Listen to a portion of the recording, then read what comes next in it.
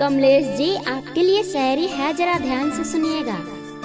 जिंदगी तेरी हसरतों से खपा कैसे हो।